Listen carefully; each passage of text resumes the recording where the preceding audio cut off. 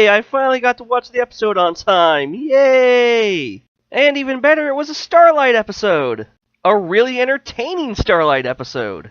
But oh boy, does she need to learn she can't solve all her problems with magic. When I saw the preview for this episode, I was trying to give her the benefit of the doubt that maybe she didn't cast that spell, but she did. Seems like old habits really are hard to break. But I can see the reason why she did it. It doesn't excuse the action, but it does make it easier to forgive her, which is exactly what every pony did in this episode. Of course, I'm sure there's plenty in the audience who don't forgive her that easily, or haven't forgiven her at all. And this episode probably doesn't help. Still, I like this setup, and it is consistent with what we've seen of her character from Season 5 and the bits we've seen in Season 6. She is naturally gifted at magic to the point where she can keep up with Twilight and in some places give her a run for her bits. And we see more of that in the opening where she's actually able to combine mini spells. I know there's some who think she's a little overpowered, but to me, I kind of accept it. There are some people who are just naturally gifted at things that takes others years of practice to master.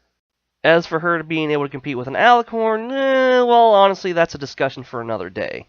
For now, let's just focus on this episode and the big fault Starlight has, making friends.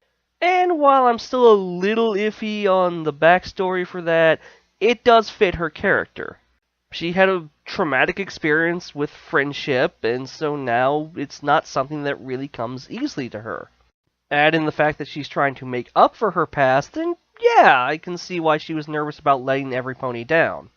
Of course, falling right back into that trap doesn't really help your case, Starlight. After all, using spells to get ponies to do what you want is kind of what landed you here in the first place. But at least now she is at a point where she can understand she did wrong and does feel bad about it. So yes, there's a character growth there, even if she kinda has a tendency to fall back a bit. And honestly, this episode makes her absence in the season a little easier to take. If she is nervous about making new friends and letting every pony down, then yeah, maybe she wouldn't want to hang out with the main six all the time. All those times we don't see her, she could be in the library perfecting these new spells. I still wish we could see more of her, but now there's a more acceptable reason. And the finale promises a lot of Starlight, so I'm okay with that. Although, watching this episode through, especially the end, really makes me wish more than ever they would acknowledge Equestria Girls in the main series. Because not only could Twilight use Sunset as a really good example for Starlight, Sunset herself could talk to Starlight.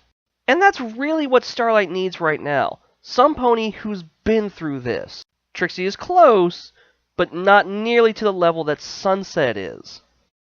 It's just frustrating when they have this perfect setup for something amazing and they refuse to use it for what? People who don't like Equestria Girls might be mad? Oh, boo-hoo. Deal with it. We're missing out on some great character development here, and it annoys me. But other than that, this was a fun, shenanigans-filled episode, and I really enjoy those ones. With just the right amount of character growth that really brings it home for me. Also, all of Applejack's family's memories being movies is just hilarious. Also, Spider-Man line, hee hee! So now that Starlight's gotten a little more comfortable around the main six, here's hoping we do get to see her a little bit more before the finale. And join me again when I share more of my pony thoughts.